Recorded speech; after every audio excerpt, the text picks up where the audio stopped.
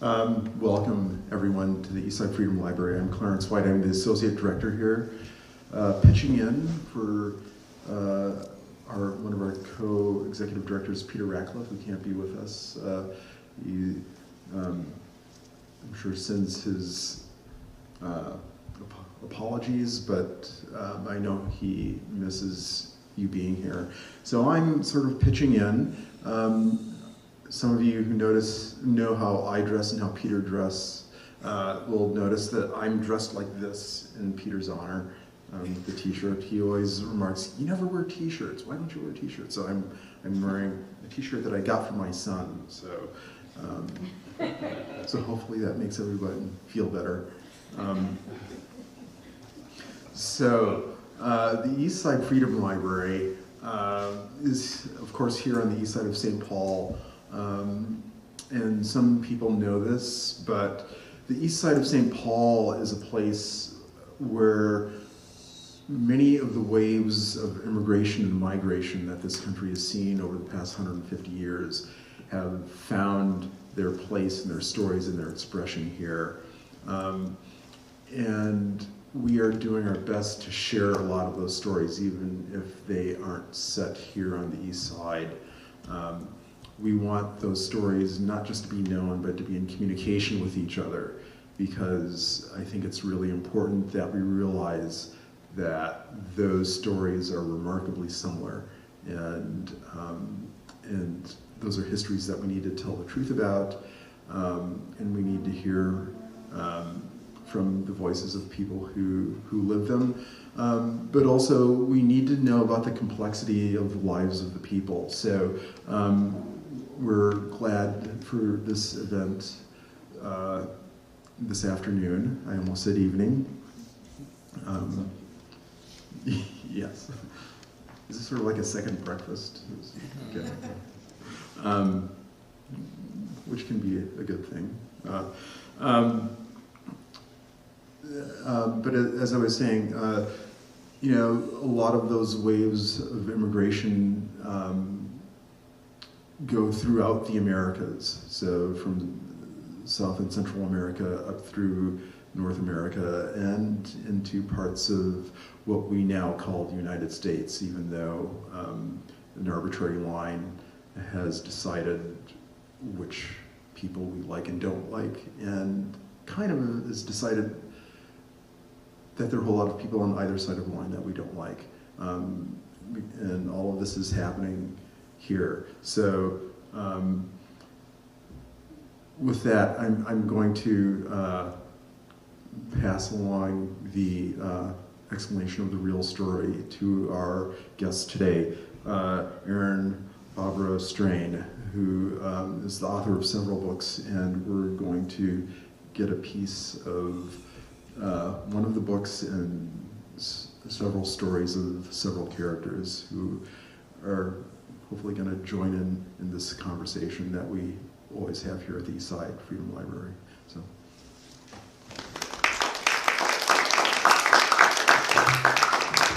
Thank you, Clarence. Thank you for stepping into.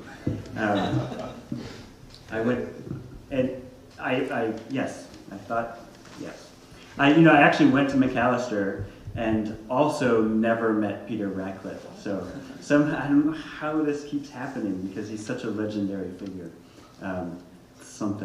Anyway. But so it's a bit of a homecoming. Thank you for that, and thank you all for being here on this cold, wet day.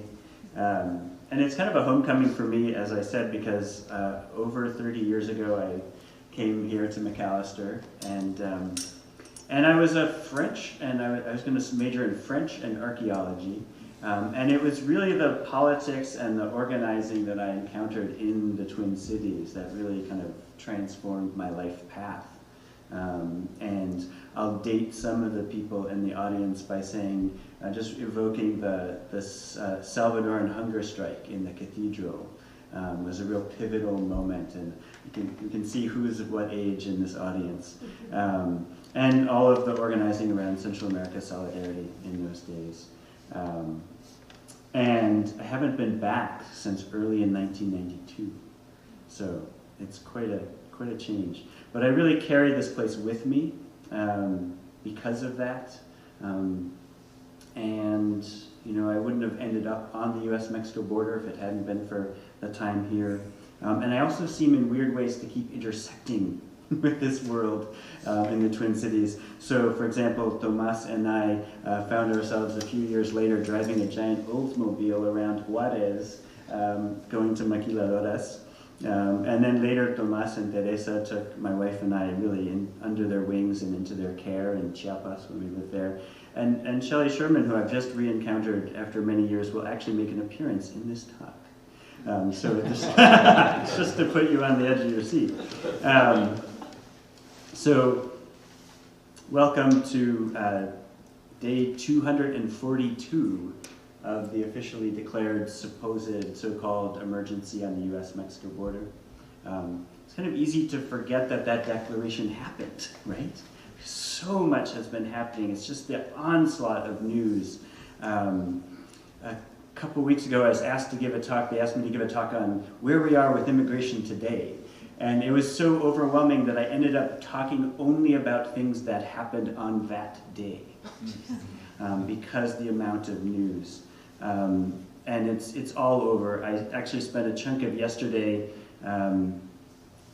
while I was re-exploring McAllister on the phone, long distance, coordinating a response, because I work as an immigration activist as well as doing this writing and teaching, response back in Walla Walla where I live to a case where immigration customs enforcement officers smashed down the door of a Latina U.S. citizen and charged into her house, furious at the fact that she was exerting her right to not open the door to them. So beginning the process of a civil suit over that. And that's ICE, but I'm here to talk about the border, and it's been a tough 242 days on the border and many long, tough years before that. And again, just to kind of bring some of that present reality into this talk, couple things, even it's a lot, even if we just talk about the past 10 days, 2 weeks. And just to kind of evoke some of that, last week, Luis Tabora is a Honduran man who had sought asylum in the United States at the border, saying that he feared assassination if he was returned to Honduras.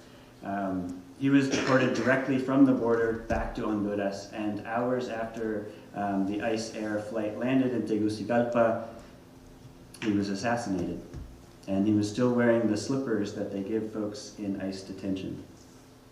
And the Border Patrol says that it's overwhelmed right now by the numbers of people attempting to claim asylum. And so it's imposed metering, which is this new policy where they've slashed the number of people who are allowed every day to try to claim asylum, which has resulted in thousands of people waiting in border cities on the Mexican side, even to just get the chance to file their asylum case. And then many of them are made to go back and wait in Mexico while their asylum case plays out. But in terms of numbers, last week, since we're talking recent, the numbers for August came out, and it was 64,000 Border Patrol apprehensions on the southern border, which sounds like a lot, but it was half of the number of apprehensions in August 2000. And just to put that into crisis, right? And just to put that into perspective, the Border Patrol has doubled in size since August 2000, and its budget is 500% larger now than it was back then. So even taking into account the fact that now it's families coming instead of individuals, there's nothing in which the slowdown on the border and the forcing people to wait in Mexico is a lack of resources. This is about a deliberate attempt to bring the legal immigration process to a grinding halt. And it's having an impact. We can talk about numbers. 15 is the number of children that have died on the U.S.-Mexico border this year. It's the highest number of children that have died on the U.S.-Mexico border since they started counting, by almost double. And last week, I guess it's more like 2 weeks ago,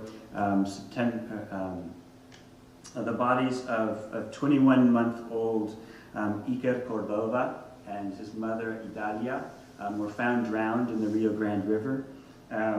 And they were Hondurans fleeing violence in Honduras that has escalated since the 2009 US-backed coup in that country.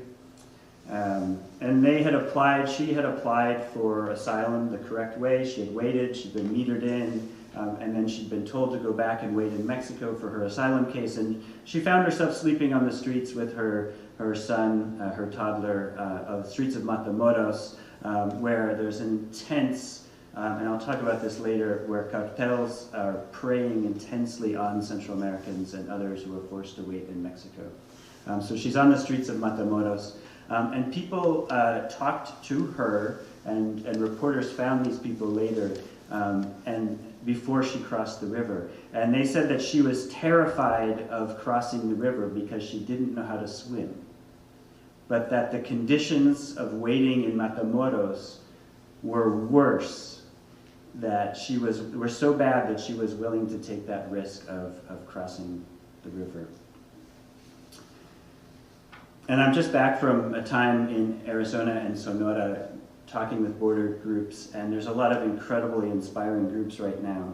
But the big question that's on everyone's mind to think about is whether or not this new thing called the Asylum Ban 2.0 will go through. And that's this thing that says that if you're coming through other countries on your way to the United States, you have to have applied and been denied for asylum in one of those other countries before you're eligible to apply for asylum in the United States. And people are absolutely terrified of what will happen when this goes into effect. The Supreme Court just said it could go into effect. They haven't ruled that it's constitutional, but they've said that it can go into effect. Hopefully there will be more challenges. But this is not going to stop people from applying for asylum, but what it's going to do is force more people to do what Idalia and Iker did, which is to make ever more risky crossings into the United States. And then meanwhile, just in the past day, actually right now as we're speaking, in Oregon Pipe National Monument, which is one of the most spectacular, has anyone been there? It's one of the most spectacular pieces of wilderness in the United States. It's an incredibly sacred space for the Tohono O'odham people in Arizona and Sonora. Border Patrol contractors are digging wells as part of a plan to pump millions of gallons of water from an incredibly rare, unique desert wetland that exists in that place in order to mix the concrete for the wall that they are actually constructing at this moment in that section. I saw pictures this morning, someone sent me pictures from there of bulldozing the saguaro cacti along this space to build new wall. So this is just a couple things from like 10, 12 days on the border. And so it's overwhelming, and I think it can become paralyzing. And I wish, does that resonate with folks? Yeah. So, and I wish I could say that I was here with like simple answers to these questions and solutions. But I do think what the new book offers is a historical framework for thinking about how the border got to be the way it is today and how it could be different. It also offers, I think, for folks who are reading it far away from the border, kind of an empathetic connection to the places and the people on the border, which is an important starting point for change. And then also, there's a bit of hope here, even though it's a tough story. And that hope is grounded fundamentally in the kind of fierce, courageous struggles for the particularly young immigrants across this country are engaging in. The book is nonfiction, narrative nonfiction, and actually when the book first came out, a bunch of venues, NPR, Mother Jones, some other, they had to issue corrections because they were calling it a novel. And at first I was like, based. It's like, I worked hard to verify and cross-check and like find this information. I paid $9,000 out of my own pocket for a fact checker. They don't tell you that when you sign up to write a book like this. So it's nonfiction, darn it. But then eventually some really great people in Walla Walla kind of calmed me down and made me realize that that's a high compliment for what this book is trying to do, which is to kind of convey history and politics and also the life of young immigrants struggling on the border. So the book primarily follows one young woman growing up undocumented in the town of Douglas, Arizona, in the 90s and 2000s, just as policies that are crafted far, far from the border with little to no grounding in the actual lived realities of migration or life in the borderlands come crashing down on Douglas. And it follows her through she has a tough childhood that's marked by violence, but it's also an optimistic childhood. It follows her through family separation, years before anyone was talking about family separation in the news. It's through the deportation process, through some pretty incredible violence in Sonora, into the asylum process, immigration courts, for-profit detention centers, and basically into the whole workings of a big border security industrial complex, which includes for-profit detention, but is actually much bigger than for-profit detention. And so Aida is growing up undocumented in Douglas, while Douglas is becoming one of the most heavily policed small towns in the United States as a result of those policies that have come crashing down. And she's also growing up poor because Douglas is a mostly Mexican-American town that's still reeling from years of racialized disinvestment that really began during Reagan-era anti-union plant closures that laid waste to what had been a vibrant, upwardly mobile Mexican-American organized working class. And I think it's really important, and I think Peter would want this as well, to stress that kind of American history, larger kind of American history that's behind and underpins this border story. Because I think when a lot of folks in the US think about working class decline, if I were to ask a lot of folks in the United States, picture working class decline, they would picture white communities. And as a result, someone who's an outsider passing through the town of Douglas today might see the border town, Mexican Americans, derelict buildings, and say, oh, this place has just naturally, inevitably always been poor, always will be poor. And that is so untrue. Because, in fact, courageous Mexican-American workers in Douglas were pivotal in the key Supreme Court case that established the right to organize unions in the United States and ushered in that post-war period of declining inequality and prosperity in Douglas and beyond. And it's also wrapped in these larger histories because it was in 1983, when Phelps Dodge, the copper company, fired those same copper workers from that Mexican-American working class, that, along with the firing of the air traffic controllers by Reagan, those were the first two salvos in what would become this long, relentless assault on organized workers in this country. So Douglas is a very central place in the history of labor in the United States. And it's also central to the way to the story of how black and brown working class decline has been answered with calls for tougher policing. While white working class decline, we get elegies and hand-wringing. The story of Douglas is intensified policing is the response. And I would argue that you can't understand the way Douglas has responded to decades of the steady militarization of their life in their community without understanding that history of deindustrialization. But for Aida, growing up in that milieu, poor and undocumented, that causes Aida's first death.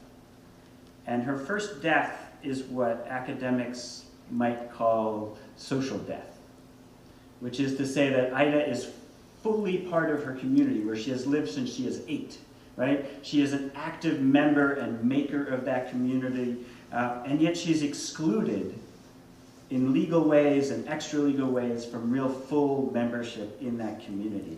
So she's a citizen without citizenship in many ways, and she's denied rights and cut off from opportunities that should be hers, and she's going to pay an incredibly high price for the kinds of small mistakes that anyone growing up anywhere makes. And in the book, Aida has to fight for her life literally several times. She's essentially sentenced to death for making the kinds of mistakes that anyone growing up in any community makes. But the larger story, the suspense and the uncertainty at the heart of this book is about a young woman who's risking everything to see if she can get from that place of social death to a place where she's truly alive and truly thriving. And there's a ton of spoilers and twists and turns and stuff in the book that I don't want to reveal, so I won't tell you much of the story today. Just talk a little bit about how the book came about and some of the conclusions that emerged from this story. In terms of how the book came about, I first went to the US-Mexico border in the fall of 1993. And I worked there for 4 years, relatively short time after college, small part of my life, but incredibly formative personally, politically. I met my wife there. We were enmeshed in this incredible binational cross-border activist community. And later our daughter was born unexpectedly during a trip to the border.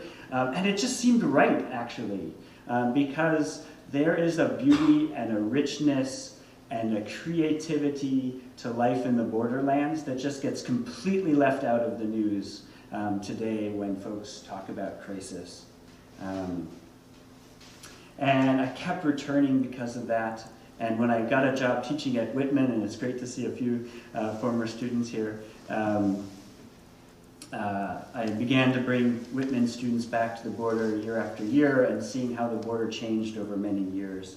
And the border kept calling to me even as I wrote books about other topics and even as I got involved in state and local immigrant rights activism in Washington. And it kept calling to me because I always remembered that problems that are faced everywhere in all of our communities can just be seen, like for example, inequality, can just be seen in such stark relief on the US-Mexico border and have been for such a long time that folks in the borderlands have a lot to teach others about how we live our lives across increasingly hardened divides. And so trying to understand that was a key piece of why I started this project. And then there's a little bit of extra context that I think is important to understand for this. And some of this may be recap for some people. Hopefully it is, but it bears repeating. And that's that the fall of 1993 was not just a formative time for me going to the border for the first time. It was a formative time for the border. Okay? And the reason I say that is because unbeknownst to all of us, in the fall of 1993, in El Paso, they were testing out a new approach to border security that would become the single-minded center of our whole approach to border security since then. And everything we're seeing today, all the horror stories today, are direct descendants of what was being tested in El Paso in that moment, in the fall of 1993. And by a fluke, I happened to be there in El Paso, helping to lead a labor delegation from the Twin Cities, and Shelley was part of that labor delegation. There's your appearance. You don't have to worry anymore. And folks in El Paso and Juarez were befuddled. No one has any idea what was happening, certainly no idea of what it would become. And basically the way it worked was the Border Patrol sector chief, whose name was Reyes, and he would end up riding the success of this experiment into a Democratic seat in Congress because it was so successful. Basically what he did was he took his agents off of mobile patrols and just simply lined them up one after another along the busiest and relatively easiest part of the urban El Paso border to cross. And the idea was that if we completely shut down the relatively easy part of the urban border to cross, it's going to force people out into the mountains and the deserts. And he's thinking like a microeconomist, and he thinks, well, that will make border crossing more difficult and more dangerous. That will make it more expensive, and because it's more expensive and dangerous and difficult, fewer people will try it. So 27, so this was 27 years ago last 2 weeks ago. And we have now 27 years worth of evidence that it made border crossing more dangerous, it made border crossing more expensive, but it has not done anything to stop people from coming. The strategy is called prevention through deterrence. And this was the government deliberately weaponizing the desert in the service of deadly deterrence. The anthropologist Jason De Leon has actually uncovered government documents from the early strategy documents. And one of them says, not an exact quote, but it says, a sign of the early success of this strategy will be increasing numbers of death on the southern border. And over the next 27 years, we have seen the government deploy a whole series of other weapons of deterrence. Border Patrol agents slashing water bottles left by humanitarian groups in the desert. Kids in cages, denying immigrants in detention vaccines during measles outbreaks. The assault on asylum and other legal forms of immigration, the Remain in Mexico protocol I mentioned, the heaping of criminal penalties upon the civil administrative workings of immigration.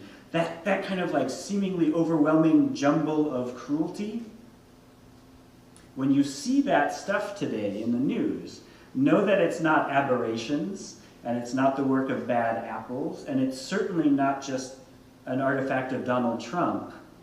What it is the direct result of a strategy, a 27-year bipartisan strategy to make crossing the border more dangerous in the service of deterrence. So one of the themes that runs through this book is that prevention through deterrence has weaponized violence against women on the border. As much as it has weaponized the deserts. And that's not to say that women in border communities experience more gender violence. That's not clear, no matter how much Trump talks about rapists and murderers. Nor is it to say that all violence against women in the borderlands arises from immigration policy. What I'm trying to say is that our current approach to border security cultivates and benefits from the heightened vulnerability to gender violence. And the way this works in many different registers, and it can be kind of cruelly banal. Several times in the book, different abusive men say, yeah, sure, go ahead, call the police. You know, if you call the police, I'll get a slap on the wrist or a night in jail, but you'll get deported. You know, you'll lose your kid. This vulnerability, this produced vulnerability can also be quite blunt. Here's the moment of honesty. How many people here have seen the Sicarios movies? Or watched Narcos on Netflix or anything like that? Okay, a few people will admit to that, but not the Sicarios, okay? Well, to watch that genre, you would think that cartels exploiting and preying on women and migrants on the US-Mexico border were the enemies of the United States government. But by the strict, precise logic of prevention through deterrence, they are our allies. They're force multipliers, right, in the project of making the border crossing more dangerous and cruel. You can say that we've outsourced some of the worst violence of prevention through deterrence to violent cartels, and then we act shocked by their savagery. So remember, the border isn't broken. It's working more or less as intended, and that's the problem that we need to work on. So back in the 1990s, this strategy spread rapidly. The first place it spread was San Diego, where it became Operation Gatekeeper, which is having its 25th year anniversary this week, I think. But basically, it clicked instantly with President Clinton's desire to take a page from the Republicans' tough-on-crime dog whistle playbook. And it turned out that ever more spectacular, ever more expensive forms of deterrence had bipartisan appeal. And to give you a sense of the magnitude of this, I calculated for the book that we have spent the inflation-adjusted equivalent of 2 Marshall Plans for the reconstruction of Europe, pursuing prevention through deterrence based immigration and border enforcement since it rolled out in the early 1990s. And of course, none of this achieved its stated goal, right? As we now know, as we see with Central Americans who continue to come despite the fact that we are exceeding ourselves in meting out cruelties. Deterrence does a lot of things politically in our country. It does a lot of things economically in our country. It's productive for many people and many institutions, but it does not deter migration. Instead, by the late 1990s, what it had done was it had funneled migration from Texas and California, a whole continent worth of migration, straight into the deserts of southern Arizona, the deadliest deserts on the border. And one of the very first places that that strategy came crashing down in the summer of 1997 was the town of Douglas and Agua Prieta, where this book is set and where Aida was growing up. And over the next 20 years, Douglas and Agua Prieta would really be at the center of the storm of immigration debates. Militias, politicians, global media all descended on the town. Kind of brave movements of community groups rose up in the town to try to heal the wedges that were being driven between the two sides of their one community. So people really chafed in this community against those wedges being driven between the two sides of Douglas and Agua Prieta. But they had also come to depend on it as an economic lifeblood in that deindustrial wake. By 2014, 1 in 7 employed adult men in Douglas worked for law enforcement. And I think this is important because there's been a lot of great research and reporting recently that indicts large corporations, particularly private prison companies, but also people like Amazon and Boeing that are making profit off of cruelty to immigrants. And we can talk about a border security industrial complex, and people do talk about that, and we should talk about that. But the harder conversation is not stopping at the kind of private prisons and Amazons and Boeings, but also thinking about the city budgets that depend on DHS, Department of Homeland Security grants, and not just in the border towns. Yakima, Washington, near where I live, is afraid that if it refuses to let ICE use the Yakima airport for deportation flights, that it'll lose its funding for keeping that small town airport open. It's also the small businesses, in places like Douglas and Agua Prieta that depend on border security and border insecurity spending. And it's really also the Douglas High graduate who looks around his town and sees the Border Patrol as the only good job in this town at this point. Certainly the only job that appears to have a sense of purpose and benefits. So along with talking about kind of the corporate profiteering, there's a conversation here about a whole way of life that is taking shape, in which many people and institutions and communities have a stake in perpetual border crisis, right? So many different ways in which people are being bought into a situation of having a stake in not kind of dealing with the border or immigration in a real way, but the perpetual border crisis. So in January 2014, I went to those two towns to try to think about what I would write about.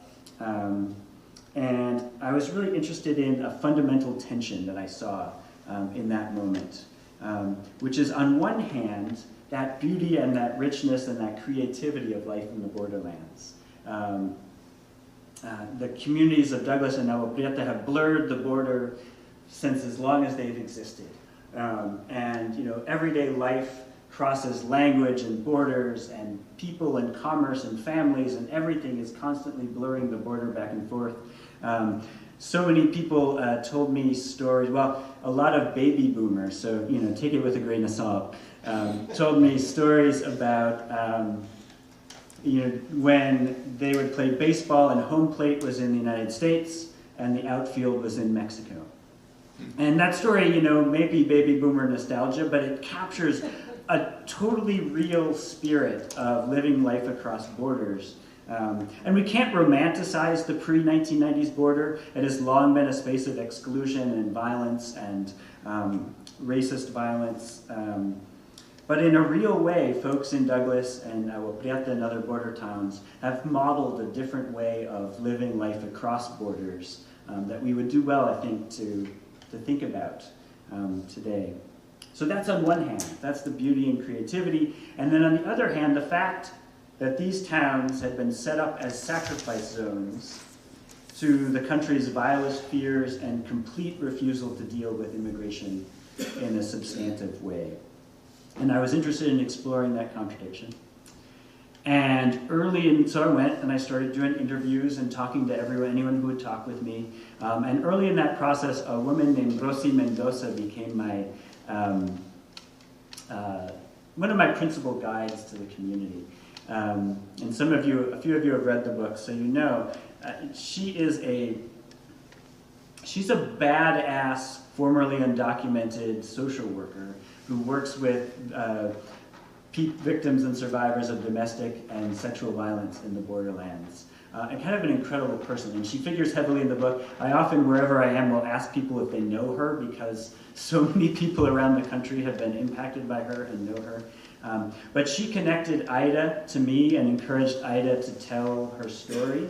And it took a while for us to meet, months. And there's kind of a funny little weirdly small town story in the book that you can read about how we met finally.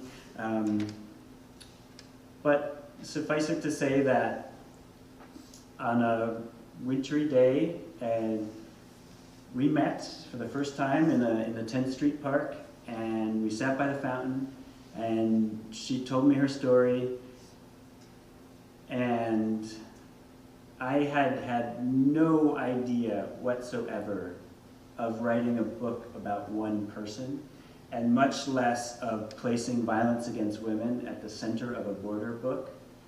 But almost immediately after that conversation, I realized that Aida had such a powerful message for folks who look at the border and immigration from a relatively privileged perspective, and that you can't understand our approach to border security in this moment separate from the many ways in which it makes women's lives more violent and insecure.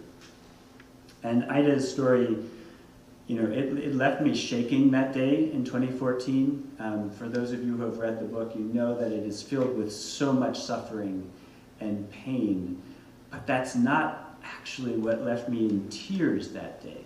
The thing that left me in tears after I walked away from that meeting was the intense pride and humor and wit with which she told the story, the kind of audacity and pride at having survived time and time again by the seat of her pants and struggling against tremendous odds for a place for herself and her son in the United States. And kind of like amidst all of that suffering was a message that the sheer act of surviving the world that we have made on the US-Mexico border is itself a form of dignity and worth and value that's as valuable as any rich person's achievement. And that really hit me. And later I read the great writer Hector Tobar. He has a piece in which he talks about this, and he says that spirit is missing from so much writing about immigration within journalism, especially in which immigrants are portrayed as passive victim props for kind of tragic immigration tales, leaving out that audacity, the humor, the pride, the wit, and I wanted to try to convey that spirit. And I was half aware of this at the start, and it took me a while to really understand this, is that Aida was guiding us towards a different kind of immigrant story, a different kind of border story, and also a different vision of American belonging. And what I mean by that is that it's hard to overstate, and many of you know this, it's hard to overstate how much our immigration debates in the United States, and even our sense of the United States as a nation of immigrants, depends on what I call just the impossible binary between, on one hand, the kind of flawless, high-achieving, perfect, innocent, good immigrant, and on the other hand, who maybe deserves sympathy and rights, and then on the other hand, the criminal, bad immigrant who deserves all the punishment she gets. And I know that that binary doesn't necessarily feel like it's as present today, when it seems like Trump is kind of declaring war on all immigrants all the time. It feels, but I think it still does. And for example, I live in rural eastern Washington, a county that went almost 20 points for Trump. And I meet Republicans there all the time who are outraged by the treatment of innocent children on the border. And they're disappointed at the failure to deal well with high-achieving dreamers. But they are perfectly happy to throw those same kids' parents, supposedly criminal parents, under the bus and expose them to the worst punishments and death. So that binary still does underpin our system. And as, the way Ossie Mendoza puts this a lot, she says, humans make mistakes, immigrants can't.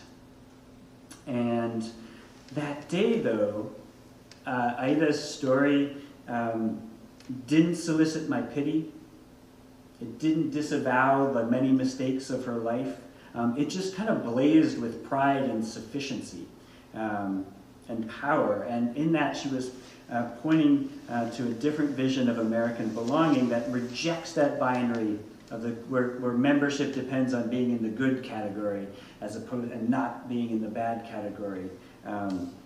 But a recognition that people whose complicated lives don't fit into that binary, right? Which is to say, pretty much everyone are members, are active makers of their communities, regardless of mistakes and human flaws, and that our immigration system we need an immigration system that will account for that and reflect that. Now, of course, the idea of having someone write a book about you would not click with a lot of people, but it did for Aida, and we talked about the possibility for months, and I wavered through a lot of it, but she was clear through the whole process that telling her story could be a part of her healing, and it was a way of taking the suffering that she had been through and turning it into something that might have an impact or might make a difference. Aaron, I've been through death already, she said a number of times. At least telling my story is a way to turn all of that into something that can reach people. And so from there, the hard work of this began, because getting a story that's as sensitive and difficult as this right, first it meant doing many hours of interviews with Aida, with her family, with friends, with people whose lives intersected with hers, cross-checking those accounts against hundreds of pages of court records and police records and medical records and school records, talking with attorneys and physicians and therapists to verify the plausibility of the stories I was hearing, doing about 100 interviews with Douglas law enforcement and other kinds of community leaders on both sides of the border for that broader context. And as you can guess, I'm a relatively affluent, straight, white male, and Aida is not. And so the risk of missing things, of misunderstanding, of exploiting the story was extremely real, and it was always on my mind. And in fact, at an early point in the project, I printed out a quote from the anthropologist Philippe Bourgois. He was paraphrasing the anthropologist Laura Nader, so she should get the credit. But it's, don't write about the poor and oppressed, because everything you say about them can and will be used against them. And so kind of, how do you confront that? And for me, it meant carefully going over drafts of the book with Aida through the whole process and collaborating and having her shape the narrative. It also meant getting drafts to her family and other people who appear in the book, pretty much everyone who appears in the book, for feedback. It also meant, even more than that in some ways, it meant listening to and learning from scholars and activists of color doing the immigrant rights work that I'm doing, particularly women in gender violence and immigrant rights movements who could understand the benefits of a project like this, yes, but also understand the risks of a project like this in a really immediate way. And my interactions, or and also not just learning and engaging with them, but getting drafts out to folks. And usually the first question I would ask after people had read a draft was, should I publish this? And it was the feedback and the critique and the encouragement that came out of that process that really shaped and moved this book forward. In the process, I also did all kinds of stuff to get details right that I would not have ever expected, like sitting down with Aida to watch Chola makeup video tutorials, which I think I could do now, just to get that precise detail right. And over time, the story expanded and the research expanded to include a number of other characters whose lives intersected with Aida's. So there's Rosy, who I've mentioned. There's Alvaro, who's a self-described Chicano death metal bassist and addict, who says that he can calm other people but not himself. There's Katie, a Mexican asylum seeker and a sole guardian of 2 minor children who have been separated from her at the border, long before family separation was in the news. There's Emma, an Ecuadorian LGBTQ activist who's seeking asylum in the United States, and her life intersects with Aida's in an important way. And there's also Raul, who is a complicated hero. He's a very complicated hero of the Mexico's 1960s guerrilla movement,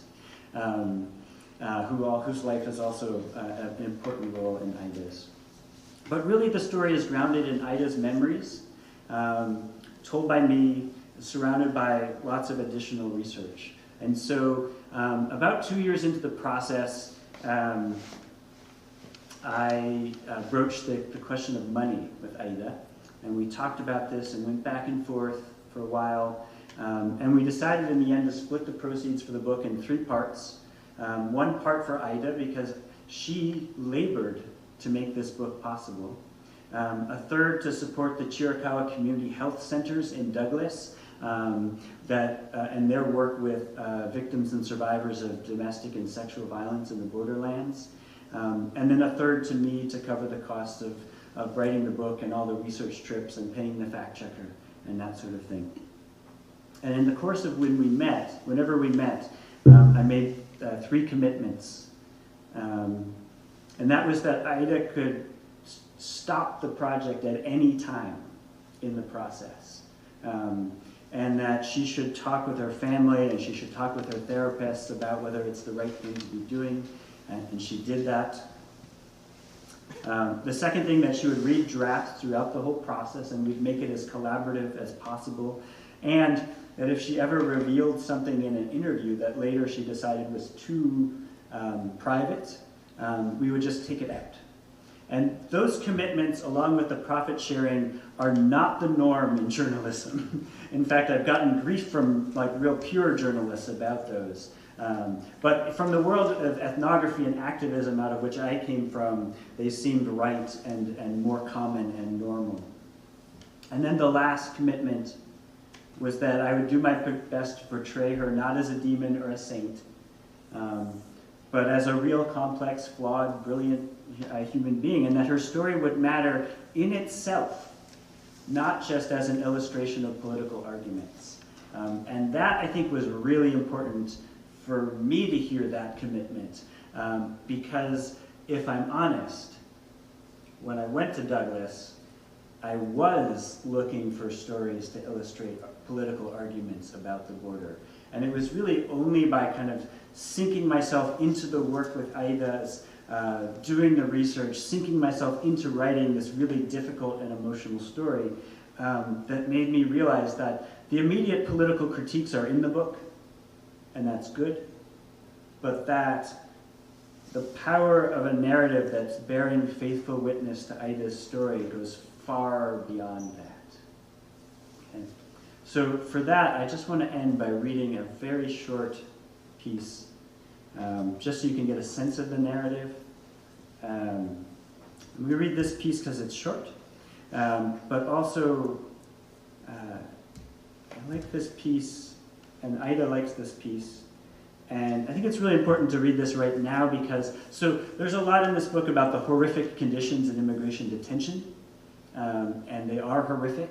And when I was writing that, even just like 2 years ago, writing those sections, I was being incredibly careful to try to document everything I could, even though it's kind of a black box, because I didn't think anyone would believe it.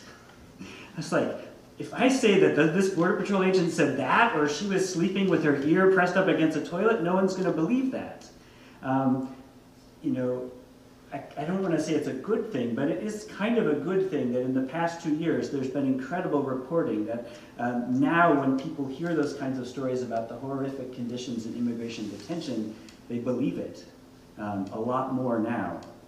But what I have noticed is that in the midst of all that reporting on immigration detention and the conditions is, again, that folks in detention are usually in the backdrop and they're treated as passive victims. And this is a little snippet that gives a different kind of sense of that. Inside the courtroom, Aida felt meek and intimidated. Over the course of, so she's in the Eloy Corrections Corporation of America Detention Center in Arizona. Over the course of 7 preliminary hearings, she had not said much more than, "Yes, Your Honor. Thank you, Your Honor." Outside, though, Aida had come into her own. She still helped her pod mates translate immigration documents for free, and a number of them had begun to trust her judgment. For many of them, she was the closest thing to an immigration attorney they would see. Emma, of course, loved the way the curly-haired Mexicana sucked in her cheeks and stuck out her jaw in response to every new outrage from the Corrections Corporation of America. And when prison officials cut the women's meager shampoo and toilet paper ration in half, Aida truly became a leader. "This is not okay," she told Katie. "We can't let them get away with this." Katie hesitated, reluctant to get involved, but Aida was right. ICE and CCA wanted prisoners to purchase high-priced toiletries from the commissary. Many women in the pod simply couldn't spend several dollars worth of commissary credit for hotel-sized shampoo. Some had no credit at all. "Think about her," Aida said, pointing to a Mayan indigenous woman from Guatemala, barely 18, with no outside support. Even those prisoners with access to commissary credit pinched pennies because family members worked hard on the outside for that money, and Western Union claimed steep fees for transfers to prisoners' accounts. Like Aida, most women in the pod saved commissary credit for phone calls, tampons, and edible food. Ramen noodles, peanut butter, and cookies provided a crucial supplement to the cafeteria's pasty rounds of pan, pasta, y papas. In the end, Katie looked on while Aida wrote a letter of protest and circulated through the pod collecting signatures. About a dozen women refused to sign, fearing retaliation, but Aida persuaded most of the pod to join her. The letter provoked quick action. A two-man team of ICE officers responded to the complaint, slapping Aida's letter on one of the pod's steel tables. "What's going on here?" Outraged women erupted in Spanish opprobrium all at once, and the agents visibly tensed. Then Aida's voice cut through the noise, explaining in English the hardships the reductions created. "Yeah, but we implemented this in the male section with no problems," one of the officers countered. "Why is it that the male section uses so much less toilet paper than you women?" The retort slipped out before Aida could think. "Because you shake and we wipe." One official couldn't stifle a laugh at this, but his partner plowed forward. "Well, what about the shampoo? Why do you use so much more shampoo than the men?" Aida said nothing this time. Instead, not breaking eye contact, she removed a hair tie and shook out her long curls. The other women followed suit, waving their thick manes like protest flags. All right, thank you.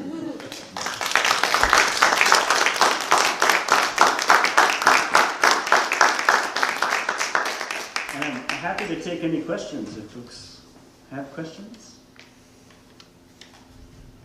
It always has to be the first person to jump in, it's the hard one.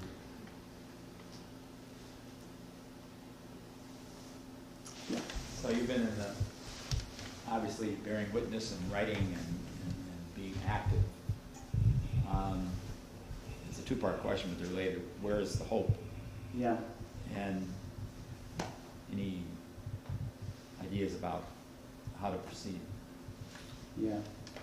So hope, I do have hope, and it primarily comes from seeing particularly young immigrant and first generation students and organizing and reshaping the way the stuff about that Aida was communicating and that the book talks about in terms of different ways of thinking about belonging.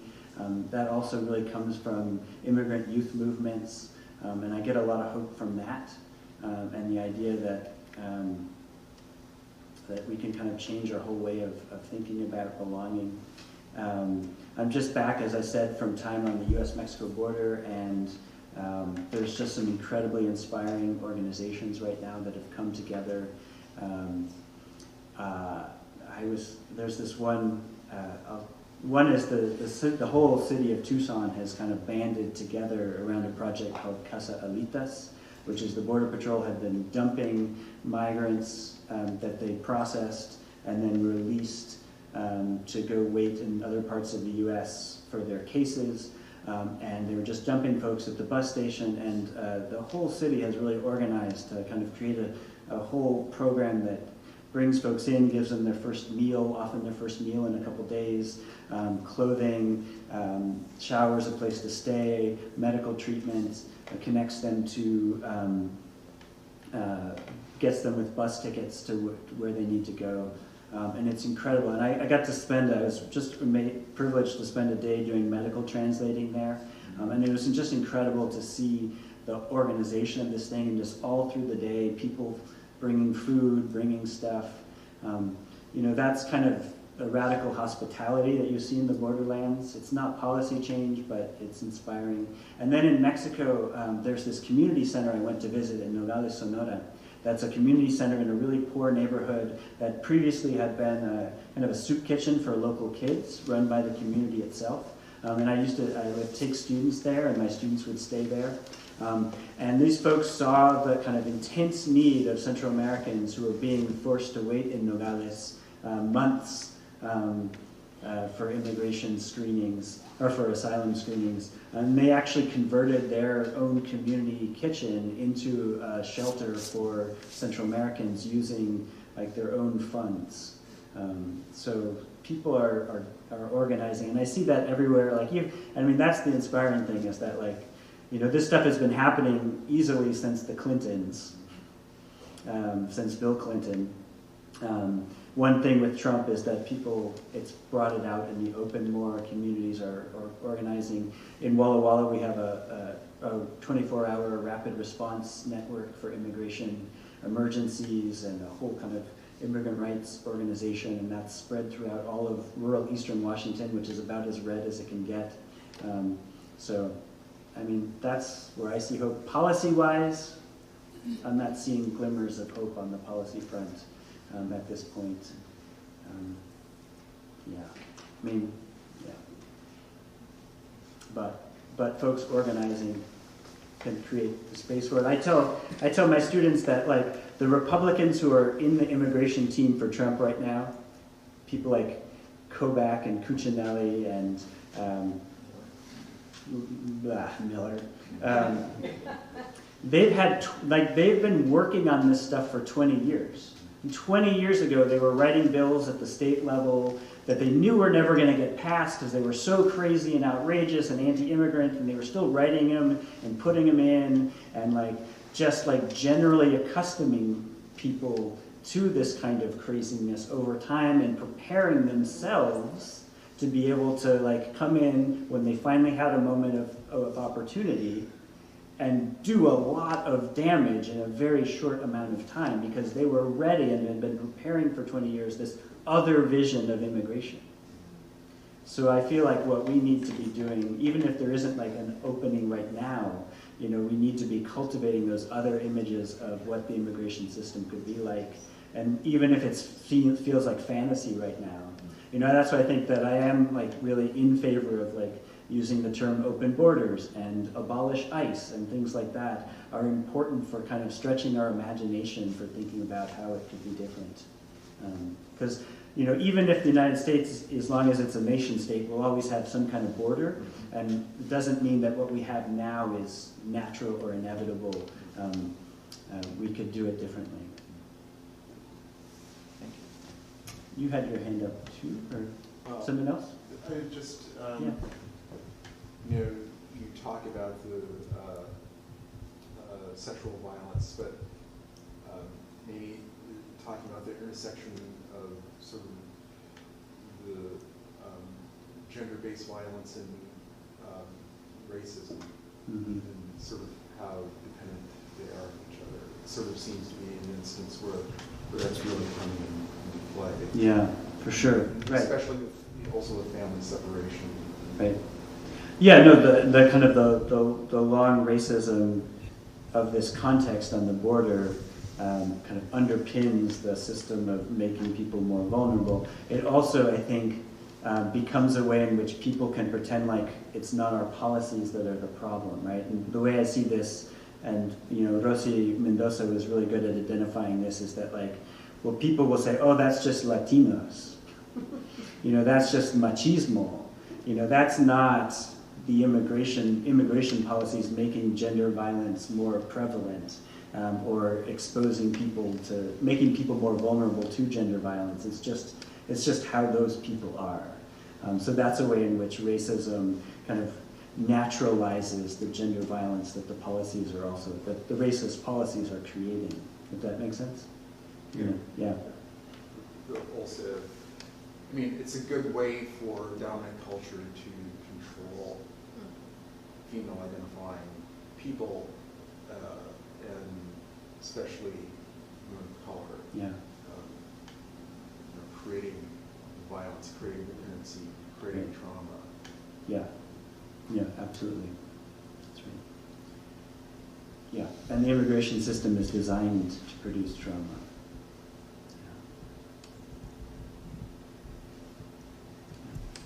So you're a politics professor and you wrote a book that reads like a novel.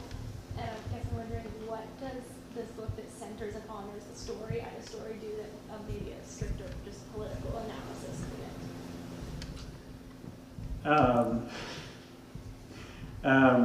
I mean, I think that and I've been talking about this in academic circles as well, like what it means to write in a really different way as an academic. And people's first instinct is that it's about a wider audience and having more people hear the story, and I think that that's absolutely true. I also think that writing it as a narrative instead of like a kind of a more traditional nonfiction reporting kind of thing, that narrative becomes a way of knowing the world in a deeper way. Narrative is almost a method for engaging with the world and building more nuanced understandings of the world. So if I had just been writing this as like a nonfiction book about border militarization, I wouldn't have followed the story, and I probably wouldn't have really gotten to, for example, the gender violence piece in the way that, because the narrative went in that direction. So kind of following narrative can kind of take us deeper into their nuances and complexities. And so in some ways it's as good a method as, other social science methods for knowing the world. And I think it also provides an empathetic connection to people. There's a little laughing going on because Alia is a former student, and I know that she wrote her thesis about empathy and the limits of empathy. And I almost feel like you should just talk about that. But I do think it's about expanding the boundaries of empathy to include people who kind of fit into that bad immigrant category, and creating an empathetic connection there, creating an empathetic connection to border communities, which are seen as kind of sicario-like hellholes by people in the United States. So allowing that empathetic connection through story is really important, and expanding the boundaries of who empathy is for. But again, and this is, as you well know, like that empathy is also really problematic because it can let us off the hook and make us individualize a problem, and we can feel sorry for Aida, and therefore I've done my work because I felt sorry. And so the reason that the book is also weaving the history. So a lot of my editor would rather I had taken out a lot of the history and political economy and things like that, probably, and just have it been the kind of the thriller story of Aida's life. But it's really important to have that piece in there, because that's what allows us to see that actually people who have looked at border and immigration in a more relatively privileged position, are the ones who have produced this world that is unlivable. And so as much as this is a book about Aida, it's also a book written with Aida about the world the rest of us have created or allowed to be created. So a look in the mirror. And I think having that political economy and the history in there is crucial, so that it can't just be about empathy. Yeah. I have a suggestion for your next book. If I survive this one. I've only started this one, but and only to relate it more, in the Midwest we have such a large migrant population that our agricultural industry relies heavily on. Yeah. And it's not, I live here, so I know, it's true in other parts of the nation. And to take the story from the border and bring another story to, maybe a child or a young woman or person, whoever, who has grown up doing that migration every year with their family, to where because I feel like so many people like us who are privileged and go to the grocery store every day have no idea, especially the ones that are more conservative, what these policies for our borders are doing in the amount or the change that would be in our everyday grocery shopping, or our everyday hotel stays, and all of this that we again view from a completely different perspective, and there's no empathy there for those people that are literally providing for us every day, because we don't actually see them. Right. We only see the products or the services that are, and that goes for both people who are here legally and illegally. Right. So I guess just thought on that, and have you, or if there are stories out there. Yeah, and that's the thing that's, I think, I was talking about this with a friend of mine who's an immigration attorney, and who literally deals every single day with, 10 to 12 Aidas is that like Aida's story is extreme and it's powerful and it's unique in its own way, but there's also, you know, thousands and thousands of other folks who have stories that are as equally tough and full of trauma. Yeah, so you could write, I felt like in all the other the smaller characters in the book, you could have written this and a book about them as well. So yeah, and your point also stands that the border is everywhere right now. Right. And you could write this about other communities, Walla Walla, where I live. You know, but again, I was drawn back to the border because of the way in which you can see this stuff in an intense microcosm on the border. Also because there's been great writing just recently about migrants crossing the border. You know, there's, you know, I don't know if you know Sonia Nasario's book, Enrique's Journey. You know, there's a lot of great books about migrants who have passed through the border, but very little about border communities themselves. So I wanted to also kind of bring those border communities alive and kind of humanize these places that, again, you know, the reason Sicarios is able to get away with, well, Sicario helps like produce the representation of the border in this way, but also can do it because that's how a lot of people think the border is. So trying to tell a different narrative about the border communities themselves.